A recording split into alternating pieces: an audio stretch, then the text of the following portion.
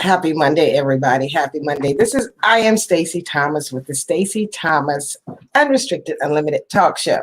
Don't know if I'm going to keep these glasses on the whole time. But while we're waiting on my guest to come on, I wanted to say thank you again for tuning in. For those of you who don't know me, I am Stacey Thomas, author, speaker, talk show host, and advocate for Lou Gehrig's disease patients and families. Today's show is going to be very interesting. Craijetta, the licensed clinical social worker that was on with me last week, we had great conversation. So she agreed to come back today, and we're going to discuss how God blesses us to be blessings to others, right? And combining faith and therapy. So I do hope that you will wait patiently while I'm waiting for Craijetta to come on so we can get this conversation going. And once again, I thank you for tuning in. And I'll be back in a few, okay?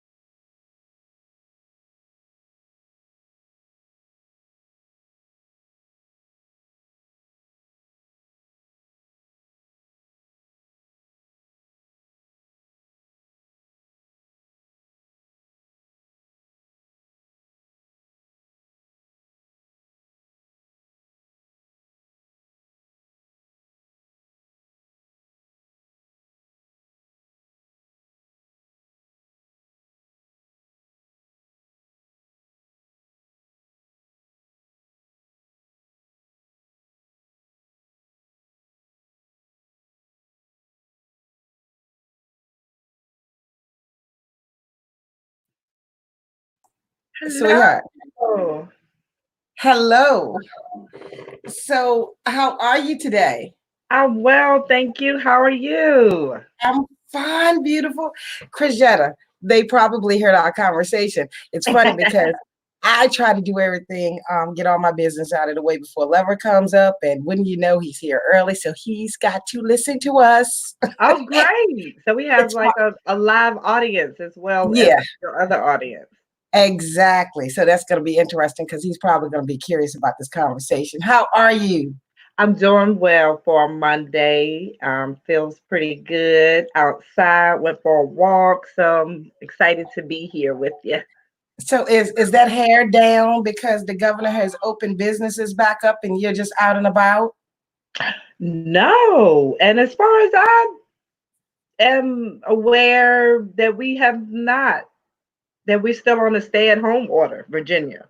You are okay. Well, yeah, but you know, when I went out the other day, because people are out like he opened everything back up. Let me try something with the camera.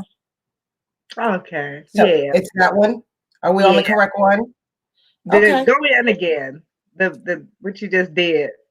There you go. You like Okay. that one better. Yep. Okay, so we've got some people on watching, and once again, this is Stacey Thomas, and I thank you for tuning in and having patience with us today.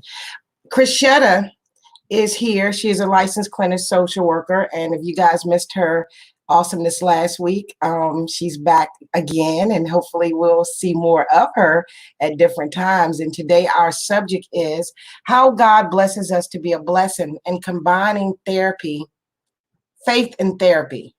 That's something, Craijetta, that I heard you speak about one time before, and I told you I was very interested in it. What made you start wanting to talk about it? Well, myself as a believer, I definitely am a believer of Christ, believe in Christy. I am a Christian. So it's important for me as a person of strong faith and beliefs, value system, to be able to incorporate that into the work that I do, and to be able Okay. to intertwine the two and let people, know that it's okay to have faith and it's okay to have therapy. Okay. So I realized that there are things that we dis- we discuss in the church that we are in need of. And I also realize that there are things that maybe someone such as yourself that has an office outside of the church, why can't we combine both? Because you've been gifted to help those in need, right? Absolutely. Absolutely. There are a lot of different faith-based therapists. So you could more than likely find a certified Christian therapist, maybe a Muslim therapist. There are people who specifically practice um, faith-based therapy. And when you say faith-based therapy, what do you mean? Would that just be with scripture only, or is there some other kind of therapy also, like meditation, different things will be added? Well, it's probably a combination of a few different sort of interventions, but if it's faith based, then it's the center of the therapy will surround whatever that religion is or whatever that faith and belief system is. With, like you said, maybe combining some other interventions and modalities, treatment modalities. Okay, because it may not be suggested a lot in the church, or maybe it's becoming something that pastors or people in the church are suggesting for people there. Does this have anything to do with, last week we talked about the stigma of mental health. Does Hmm. it have, do you think it has anything to do with that, the older families in the church, and that's just not something that they were brought up on, like go out to an outsider? I definitely do. I think it does definitely tie into the stigma. For a lot of let's talk about like I'm thinking Southern Baptist, deep rooted in the church folks. They may believe that they just need to seek counsel at the church or um, to do what that faith-based organization believes that you should do in times of trouble. So pray, wait, fast, whatever regimens, if you will, are incorporated in that faith. Sometimes I think in the past we have been leery again of seeking professional services, so leery of maybe people who do not look like us, so not having that trust there, but also being taught somewhere along the way that maybe if you just pray about it, everything will be okay. So I don't think it's been accepted. Let's say that as Okay. much as And that is, yeah. yeah. And that does seem to be a statement that is used quite often. Someone goes to someone, especially to a friend or someone in the church, and they want to talk about a problem they're having. And the first thing people say is, I'll pray for you or pray about it. And that's it. I mean, that's completely it. If someone comes to you, and I spoke to a pastor once, a female pastor. We were talking, and she said she agreed with when I said sometimes we need more than prayer. People get this thing, for me, and what I believe, people get this thing confused, or they get so deep into their religion that they forget that perhaps there is someone outside of the church that God has blessed to bless them. Okay. Yes. And Yes. and and then that I'll pray for it. I'm sorry, and I've said this online before. If I come to you, Craijetta, I have something, I need something, you have what I need, and you can spare it. I don't expect you to just tell me you can pray for me, right? So I guess it's the same way with therapy. Do give more than just prayer. Well, I agree. I definitely understand what you're saying, Stacey. And I think that's where the faith without works. That's what I'm thinking of as I hear you speak. You know what actions are we going to take after prayer? Okay, so now we've prayed, we've surrendered, we've released, we've made our request known. Now what do we do? And I definitely think that it's a matter of the choice of who you're congregating with, right? So, so, Okay. so, if you are worshiping or a parishioner of a religious organization and you cannot go and get help, if that is the response, maybe you need to reconsider that choice as well, because that doesn't sound like it's helpful, right? Right. Right. Wow. My belief is that the church is supposed to be a community. We're supposed to help folks, um, pull our resources together, stand with one another in times of turmoil. So I think that kind of has to do with the decision on where you're going too. That's right. That could be a whole nother subject. They, Yeah. they see the Yeah. same words that you've recited, um, but they choose not to pay attention to them really. Um, and back to the therapy part, if someone comes in and sometimes being depressed, and people get this confused, and you're the social worker, sometimes being depressed, meditation and prayer helps, but you may need something deeper that requires therapy, right? What do you think? Well, sometimes the symptoms are, definitely preventing people from just performing daily functions, such as getting out of the bed, getting dressed, going to work, maintaining a functional lifestyle. And I agree. So what do you do when maybe what you're used to doing in times of crisis is no longer working, or when your depressive symptoms are so severe that it is impeding your ability to just live? I would say that would be the time that you should seek help. You should seek professional help. If there was something going on with your health, I don't think it would be like, it would be a no-brainer to consult a physician, right? So we kind of got to get past, we have to look at mental health in terms of like keeping our minds healthy, keeping our minds healthy. And sometimes you go to professionals and need professional help to be able to do that. And that's not an attack on your faith, right? That's not having to come against your faith. And why not combine the two? Because they probably could be both helpful to you. So do you think that there's some people that if they come to a therapist that they're going against God or the church? I do think that some people hold that belief. I do think uh, people are maybe just leery, for lack of better words, about who they get their counsel from. Okay. And so it may be easier to receive counsel in the church. But I think the problem is, like you asked a little earlier, what happens when those symptoms cannot be managed in the church and they're more severe? Yeah. Some people are looking for who's ever in the church is the person that has the right answers.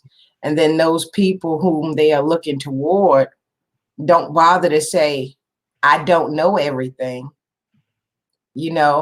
keep everything in house instead of referring them to somebody that can help them. People forget that the pastor may have taken psychology, and I'm not like going up against pastors, but just like anything else, you don't go to a foot doctor and ask them to braid your hair.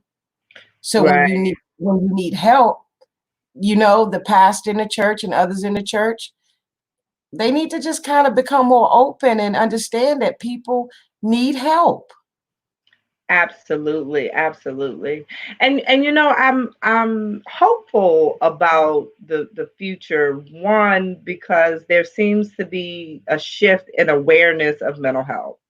Okay. Two, I like my pastor, the Reverend Roscoe D. Cooper at MAABC, Metropolitan African American Baptist Church. He is definitely an advocate. He definitely understands that um, while he may be equipped to guide and counsel spiritually, that God has gifted other people to be able to counsel mentally, right? Okay. and Okay. and, and then just letting us as members know that it's okay.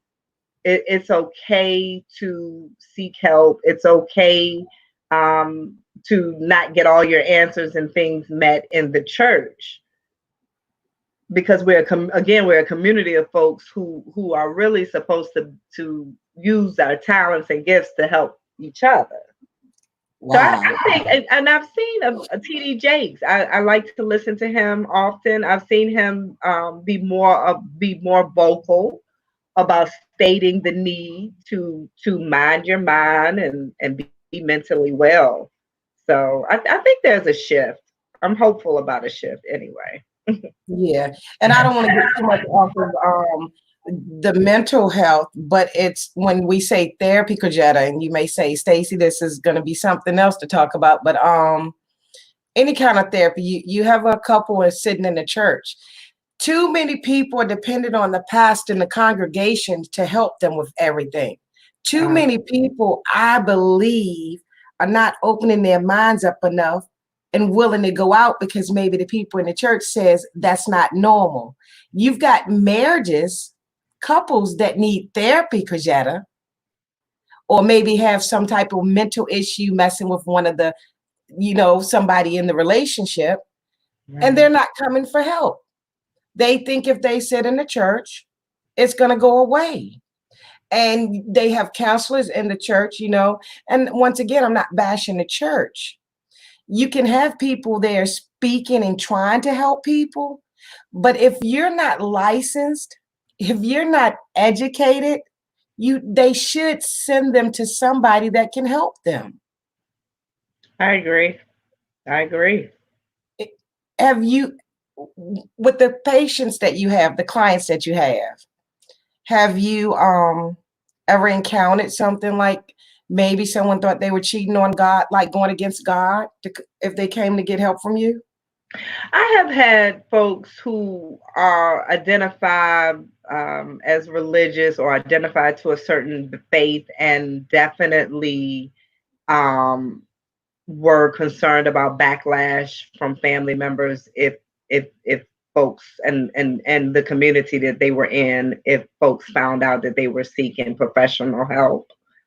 But I've also had a lot of folks who come to me and they want to know, do I believe in God? You know, Okay. am I a Christian? Because before I don't want to talk to anybody if you don't have a relationship with God, sort of thing. So I see a few different conflicts, and I think it's probably has to do with how you were taught. Like what were you taught about God? And how do you see God in your life, and what is your belief of God? I personally believe God wants us to be blessed and well, and that He wants us to seek and receive help, and that we are worthy of doing so. So, you know, just try to like encourage folks that again, you can have your faith and you can still have therapy, and it's okay. It's It's okay. okay. What you say, faith without works is dead. Yes, ma'am. So we have to be seeking help. We have to be asking for what we need. Yeah. Um, and because how many times I've been certainly guilty of this, Stacey. Again, in prayer, praying, and waiting for something to fall out of the sky. Okay. Okay. And it doesn't. Life doesn't work like that, right? Life doesn't work like that. Right. Usually the blessing is going to come when I get up and I work for it, and when I'm in relationship with folks who will touch and agree with me and say, well, may not understand it, but I'll support you. And sometimes those are people in my community, and sometimes those are strangers, but we have to do our work. What are we doing? We're praying for things, and we have to be willing to do the work. Exactly. You say that you have a family member that's sick Yeah. and you want them to be healed, and you have some people that are so closed-minded that they think, okay, they're gonna pray, it never happens, and people will be quick to say, and I've been guilty of this, Craijetta, if something doesn't happen, saying God didn't have that for them, that wasn't meant for them.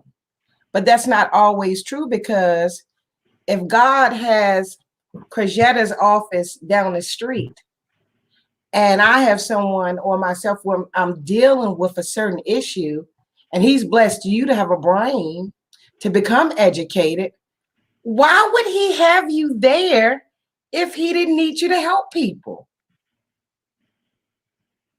And people sometimes they don't get that, you know. I just think too many of us, we have brains, and there are things that we can help people with, and we're supposed to share those blessings and bless others, and not just say, you know, I'm going to pray for you. And if you know Craijetta can help somebody, then don't keep it to yourself. You tell that person, hey, I'm going to pray for you, but in the meantime, this is what I want you to do. I want you to contact this person. So we're Mhm. going to pray and we're going to get you some help. You know what I mean? Right. Right. So again, action steps. You know what you made me think of as a meme going around that says people pray for you when you tell them what's going on and they say, I'm praying for you. That's the prayer. Have you seen that meme? No, no, As you no. were talking, that just popped into my head. People pray for you when you tell them what's going on. Right in that moment when you tell them what's going on and they say, all right, now I'll pray for you. They said that's the prayer. Wow, that's it. That's it. So someone says, and I'm not sure if they haven't been on here the whole time to know that we're talking about faith and therapy. We're not dismissing faith. We're talking about combining it. They want to know, is it possible for your faith to be your therapy? Mm. I think it depends.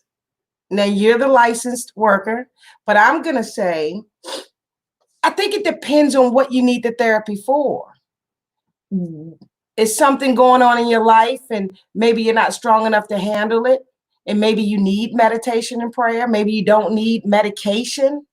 But in my opinion, I could be having bipolar symptoms or something.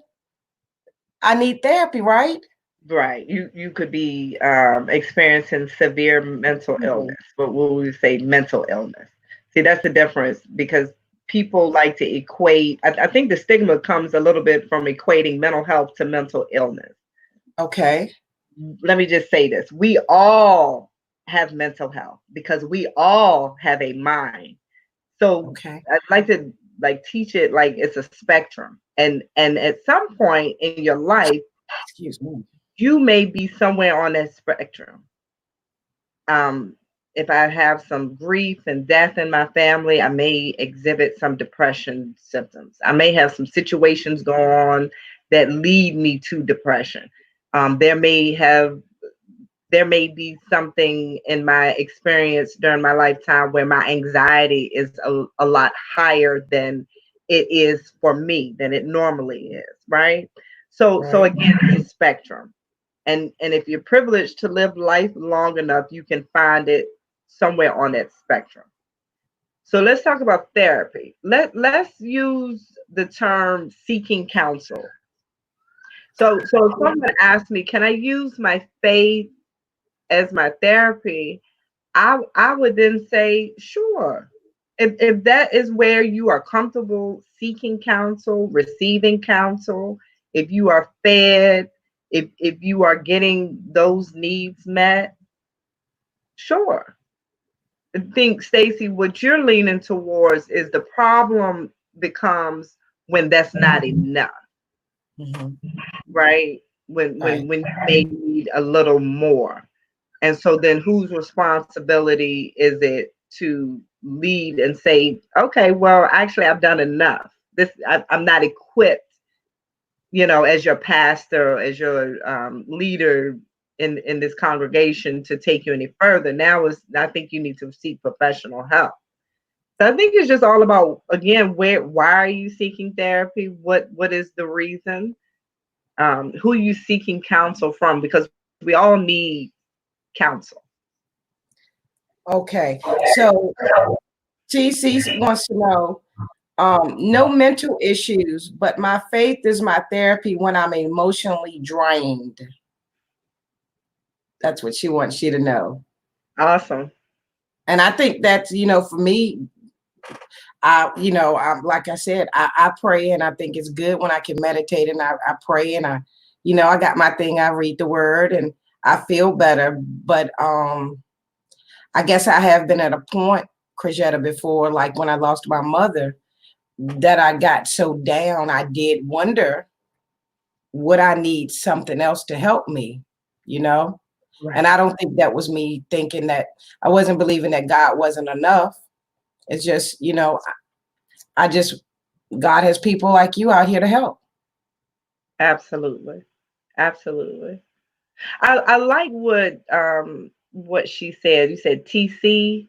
Yeah. Okay, yeah, I like what she said because again, seeking counsel. I certainly seek counsel from God. One of the things that I learned about God is that he does want us to flush. He wants Mhm. us to tell us. Like prayer is a time, a lot of people sometimes think that's like my time to ask for things. But really, for me, a lot of times it's really for me to just express how I feel and the flesh and say, God, you know what? These people that you put on this earth beside me, right? I'm having difficulty. I'm struggling right now. I know that's Those right. And sometimes, and you right? and yeah, and I talk so much sometimes. I'm like, maybe I'd have missed my blessing. I'm like, I'm just gonna sit here, Lord. I'm just gonna sit here and see if you tell me something. It's Right.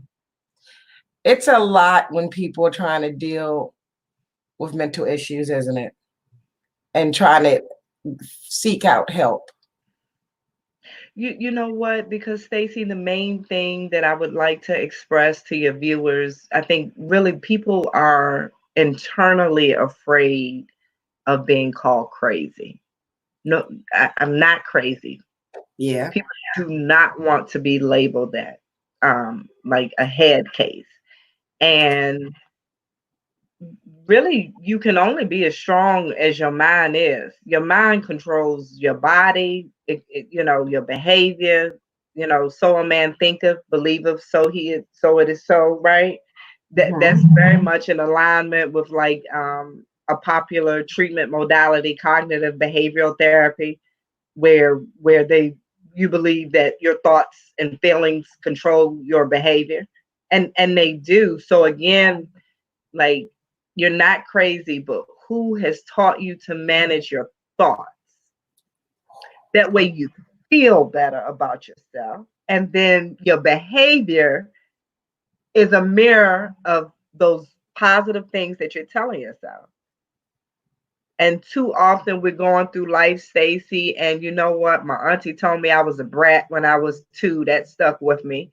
Then I got my first boyfriend in 7th grade. He said, "You know what? You're a spoiled brat too." And this one said this, and that one stayed with me, and this stayed with me because such and such did, and then this tragic thing happened to me.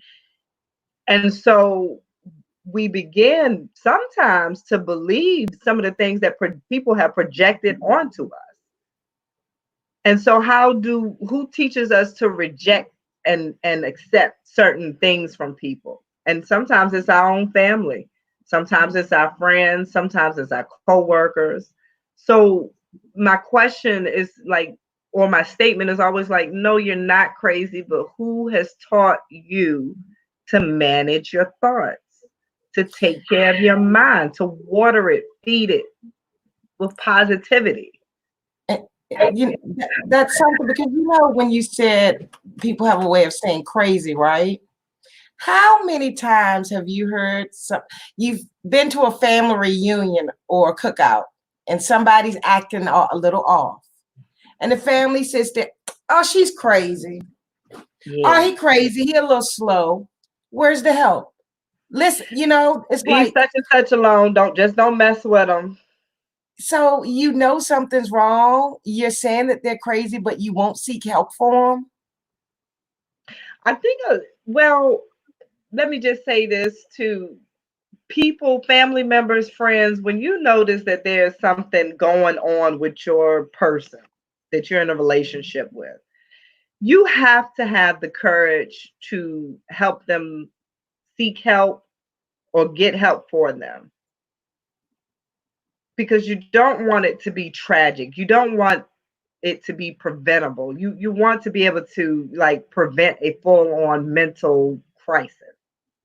You want to be able to like assist people, instead of like sweeping it under the rug, because I think a lot of people do that. I would speak for like the Black community. It's a lot of what happens in our house stays in our house kind of mentality, or we know how to deal with so and so. But then there's a problem when so and so leaves and goes out into the community, and the community members are not aware of the bizarre behavior. So I Yeah. just, I wish folks would just like have the courage to fight through that stigma. No, you're not crazy. Seek help. Seek help for And yourself. sometimes they don't need a switch just because they don't act like Right. everybody else in the family. They may need therapy. And that goes for children too. I'm gonna tell you something else that is hard to believe for Black parents, Black parents, have a very difficult time believing that children can suffer with mental health issues until the school says it, or until the school says your child cannot return here unless, and then they put some stipulations in place, right? But children are little people with little minds, and they do not have the ability to think clearly and rationally and put things in perspective. And they That's are right. stressed. They can become stressed and overwhelmed. Yeah, I think I told you last week when we were talking about mental issues. My one of my boys stressed well, mentally for tests, exams. And we didn't pick up on it right away, taking him back and forth to the doctor for the canker sores that are coming inside his mouth, right? You see Right. people with canker sores outside of their mouth, but what's going on? Infectious disease doctor, different people. And one doctor finally said one or two things. Either something's going on inside of his body, like a cold or something, or he's stressed. First thing the next adult says is, how can he be stressed? He doesn't have a mortgage. He doesn't have any bills. He doesn't have a car payment. Just because he was young and didn't have the bills that adults have, it Right. didn't. And as we soon found out, it was an It was emotional or mental. He'd get that way. He'd start worrying about tests, and he'd get a sore in his mouth. So he was having a physical reaction Mhm. to the stress, which Mhm. we do. Your body is a sure tell sign But people of don't if you recognize are it. under stress, and people will not recognize, well, or people will medicate and take all of these medications when, probably if you just got some rest, probably if you just like resign from that job and got you somewhere else that you could sustain your lifestyle and smile every day or most of the day. Yeah. you know so stress is, yeah. And when, even if they're in the church and they decide to come and see, let's say they want to come see you, right? Right. They think they need to speak about something. It doesn't always mean they're going to be put on medication, correct? Correct. Correct. And I'm not really an advocate for medication, and I'm not really an advocate against it. My Okay. stance is usually somewhere in the middle, and I just ask people, you know would you deny yourself something that can potentially help you? Okay. Right? Like, Mhm. again, if you had diabetes and the doctor said you need to take this insulin or you're going to die, again, it would be a no-brainer. For most of us, it would be a no-brainer. Okay, well, I'm gonna take the insulin, right? Right. So, but I don't think I do have several like qualms about medication. I don't think people should be medicated for years and years and years with certain diagnoses. Some diagnoses people maybe do need heavy medication, like maybe schizophrenia, right? Mhm. But I think you need a really good psychiatrist who will help you kind of understand and educate what can be best for you. And then again, doing the work. So because there's no magic pill that you can just take and That's right. right. Right. If so, when as soon as you find it, you let me know, okay? But as far as I know, like what medication can you take and then instantly everything is perfect.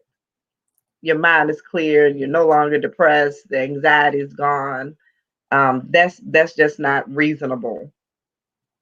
And then again, on the other hand, when it comes to children, when parents tell me they've exhausted all of their resources, I may say, well, ADHD, attention deficit disorder, hyperactivity disorder, is one of the most treatable diagnoses with medication, which is why those medications are often abused by college students and other people who need to stay up and maintain like abnormal productivity than the rest of us. Right. It depends. It depends on that person. But I encourage people to at least be educated, at least educate yourself. If you are having a certain issue and people are suggesting the medication, do your own research and see what works for you. Okay. Okay. I've enjoyed this conversation. Oh, always. Thank you for Um, having me. and I really do. I appreciate you, and I appreciate you speaking on this thing with combining faith and therapy. Is there anything else you'd like to say to our viewers on that we have not touched base on? Well, just take care of yourself. That's what I want everyone to know. And there is nothing wrong with combining your faith and therapy. There's nothing wrong with just having your faith, and there's nothing wrong with just having therapy. Do what works for you, Okay.